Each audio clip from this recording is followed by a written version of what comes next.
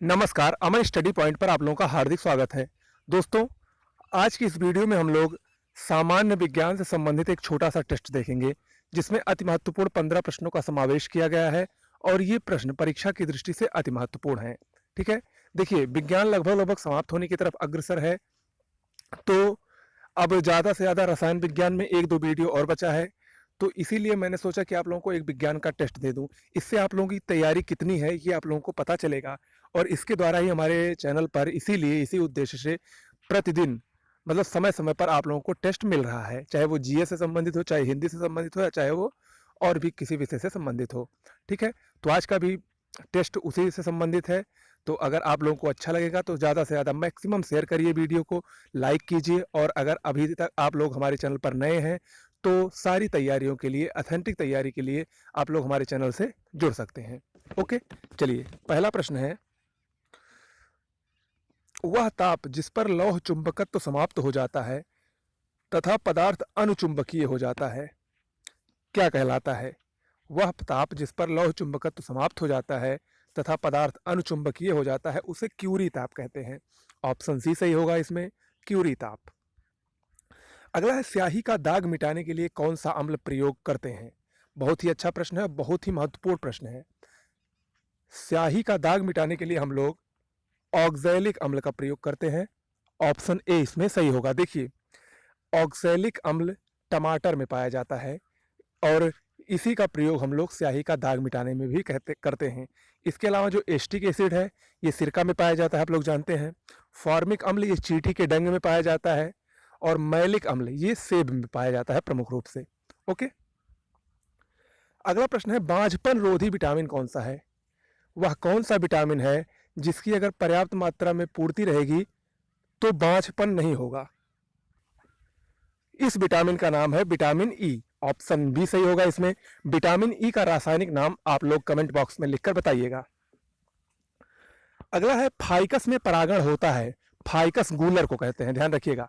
Ficus में परागण कीटों द्वारा होता है, ऑप्शन ए सही होगा। और ध्यान रखिएगा, फाइकस में परागण कीटों द्वारा होता है, इसीलिए आप लोग ने अगर गूलर के पुष्प को देखा होगा तो उसके अंदर छोटे छोटे कीड़े रहते हैं, वो इसी कारण होता है क्योंकि फाइकस में जो परागण होता है वो कीटों द्वारा होता है। अगला है, शैवाल और कवक के परस्पर सहयोग से बने सहजीवी पौधे कौन से हैं? शैवाल और कवक के परस्पर सहयोग से लाइकेन का निर्माण होता है, लाइकेन नामक पौधे का।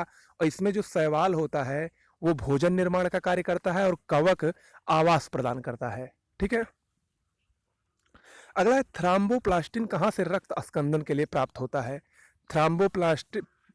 थ्राम्बोप्लास्टिन ये प्लेटलेट्स से प्राप्त होता है, ऑप्शन बी सही होगा, प्लेटलेट्स। अगला है, एंट अमीबा हिस्टोलिटिका से होने वाले रोग का क्या नाम है? एंट अमीबा हिस्टोलिटिका, इससे होने वाले रोग का नाम है पेचिश, ऑप्शन बी सही होगा, पेचिश। ठीक है, अगला है, खाद्य श्रृंखला में शाकाहारी है। देखिए, आप लोगों ने पर्यावरण के अंतर्गत खाद्य श्रृंखलाओं के बारे में पढ़ा होगा, खाद्य श्रृंखला में उत्पादक उपभोक्ता के बारे में पढ़ा होगा। तो जो खाद्य श्रृंखला में शाकाहारी वर्ग होते हैं वो होते हैं प्राथमिक उपभोक्ता, ऑप्शन बी सही होगा। और ध्यान रखिएगा, उसमें जो देखिए जो पेड़ पौधे होते हैं वो उत्पादक होते हैं, यानी पेड़ पौधों से हमको फल फूल आदि मिलते हैं। और जो प्राथमिक उपभोक्ता होते हैं, जैसे जो प्राथमिक उपभोक्ता होते हैं वो शाकाहारी होते हैं, जैसे गाय बकरी, ये सब उन्हीं पेड़ पौधों को खाते हैं। ठीक है, इसके बाद जो द्वितीयक उपभोक्ता और तृतीयक उपभोक्ता होते हैं ये मांसाहारी होते हैं। ठीक है, ये प्राथमिक उपभोक्ताओं को खाते हैं। अगला है, प्रकाश के किस रंग के लिए किसी लेंस की फोकस दूरी अधिकतम होती है?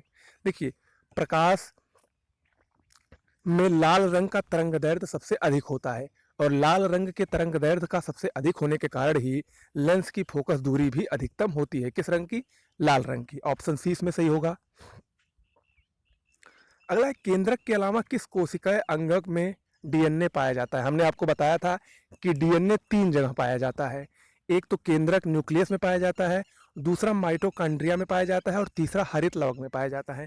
तो इसमें माइटोकॉन्ड्रिया ऑप्शन में है, तो इसमें क्या होगा सही? माइटोकॉन्ड्रिया। हम लोग जानते हैं कि माइटोकॉन्ड्रिया से ऊर्जा का उत्पादन होता है, इसीलिए इसको कोशिका का ऊर्जा गृह कहा जाता है, पावर हाउस ऑफ सेल कहा जाता है। अगला है, जो व्यक्ति एस्कॉर्बिक अम्ल वाला अधिक आहार लेते हैं उन्हें कौन सा रोग नहीं होता है? हम लोग जानते हैं एस्कॉर्बिक अम्ल विटामिन सी का रासायनिक नाम होता है, और विटामिन सी की कमी से होने वाले रोग का नाम है स्कर्वी। तो जो व्यक्ति विटामिन सी की पर्याप्त मात्रा ले रहा है, अर्थात एस्कॉर्बिक अम्ल वाला आहार अधिक ले रहा है, तो उसे स्कर्वी नामक रोग नहीं होगा। ओके, चलिए अगला है साइटोकाइनिन क्या है। हमने इसको भी आप लोगों को बताया है। साइटोकाइनिन एक प्रकार का पादप हार्मोन है। ऑप्शन डी सही है। हम लोग जानते हैं हार्मोन जैव रासायनिक उत्प्रेरक होते हैं, तो जो साइटोकाइनिन है, जिब्रेलिन है, एथिलीन है, एब्सिसिक एसिड है, ये सब क्या है? ये सब पादप हार्मोन है। कुछ प्रमुख पादप हार्मोन है जिसमें जो साइटोकाइनिन है ये कोशिका विभाजन में मदद करते हैं।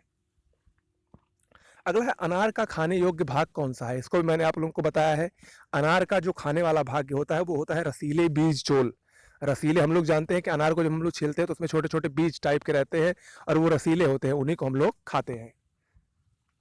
अगला है चींटी के डंक में पाया जाने वाला अम्ल होता है।